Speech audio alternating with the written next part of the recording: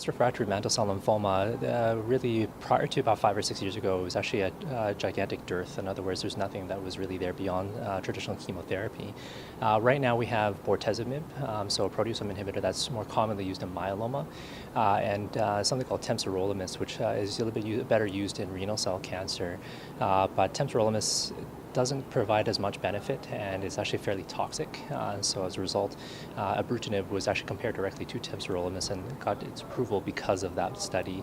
So beyond ibrutinib and bortezomib, not a lot. There's some investigational things like lenalidomide or Revlimid, again, another myeloma drug that seems to work in that space.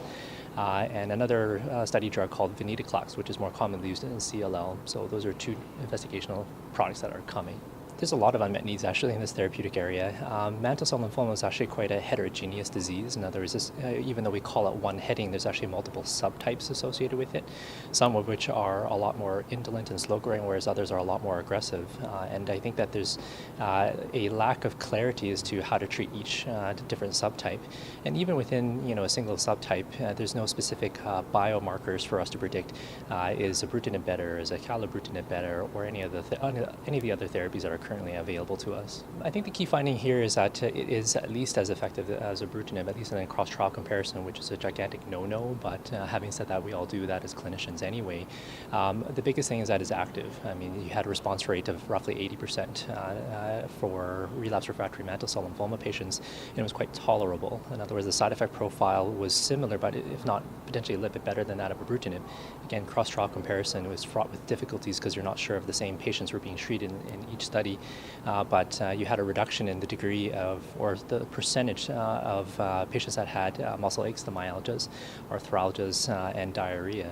While we say on the ibrutinib study, most of those were grade 1 or 2, but if any regular person that did not have a malignancy had grade 1 or 2 diarrhea, we couldn't really go very far without being close to a bathroom. So it's actually a big deal, the fact that it's actually less frequent than in ibrutinib.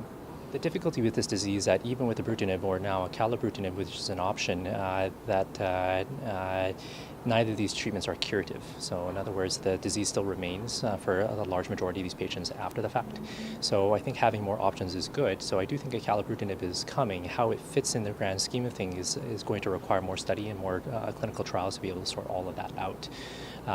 I think that for how it fits right now, I think it is promising. I think it fits in the clinical trial spectrum still. I don't think that it is quite there to be in the limelight to be on its own presently. So I think combination studies are probably where it's going to be heading. I think funding has to play a factor. I mean, if you look at some of the more recent drugs that have come out, particularly for myeloma, there's clear activity. While it may not be in, say, the traditional phase 3 clinical trial where it's quite clearly better than something else, the phase 2 data is actually very strong.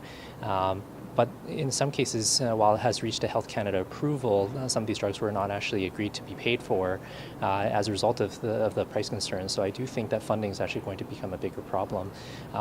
Taking a bit more of a macroscopic look at things, I mean, ultimately with a lot of new treatments coming through, cost is going to have to play a huge factor. I mean, there's only a finite amount of money that's available in the bank. You can't exactly bankrupt yourself off of just one drug.